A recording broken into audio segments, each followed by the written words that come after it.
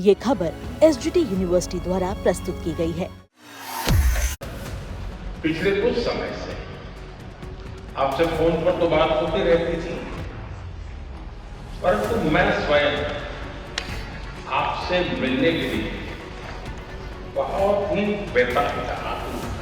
माने क्यों, लेकिन मुझे ऐसा लग रहा था कि मुझे जितना हो सके उतना जल्दी आपके पास आना चाहिए, आपको मिलना चाहिए।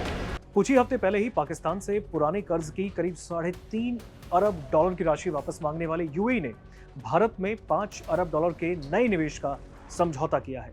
साथ ही पाकिस्तान के साथ अपने वित्तीय संबंधों को समेटने में जुटा यूएई यानी संयुक्त अरब अमीरात, इसने भारत के साथ आर्थिक साझेदारी के साथ ही रक्षा रणनीतिक साझेदारी को और ज्यादा सुदृढ़ मजबूत करने का एक बहुत बड़ा कदम उठाया। प्रधानमंत्री नरेंद्र मोदी अबू धाबी की यात्रा पर थे और इस दौरान यूएई और भारत के बीच 7 समझौतों पर हस्ताक्षर भी हुए। प्रधानमंत्री नरेंद्र मोदी यूरोप की 4 देशों की यात्रा से पहले सिर्फ करीब 2.25 घंटे के लिए यूएई की राजधानी में आधिकारिक तौर पर रुके। वहां उनकी शीर्ष नेताओं से बात हुई और कई बड़े समझौतों पर दोनों ही देशों ने हस्ताक्षर किए। हालांकि इस बीच अगर हम देखें तो भारत और यूएई के बीच कारोबारी समझौते के बाद द्विपक्षीय कारोबार तेजी से बढ़ रहा है। यूएई पहले ही भारत में करीब $100 अरब के निवेश की घोषणा की थी, जिसमें से करीब $20 अरब का निवेश हो चुका है। और ऐसे में यूएई कभी पाकिस्तान में सबसे बड़ा निवेशक था, लेकिन अब दोनों ही देशों के रिश्ते लगातार बिगड़ रहे हैं और इसका एक ताजा उदाहरण पाकिस्तान की सऊदी अरब के साथ बढ़ती नजदीकियां हैं।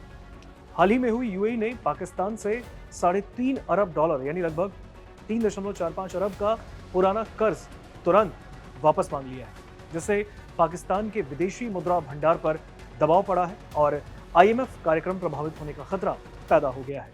तो कहीं ना कहीं अगर देखें तो यूएई ने प्रधानमंत्री शहबाज शरीफ को भी बड़ी मुश्किल में डाल दिया है। पाकिस्तान इस राशि को रोल ओवर कराने में नाकामयाब रहा और इसके जवाब में सऊदी अरब ने पाकिस्तान के बैंक में $5 अरब जमा करने का ऐलान किया, जिससे यूएई को भुगतान करने में मदद मिली।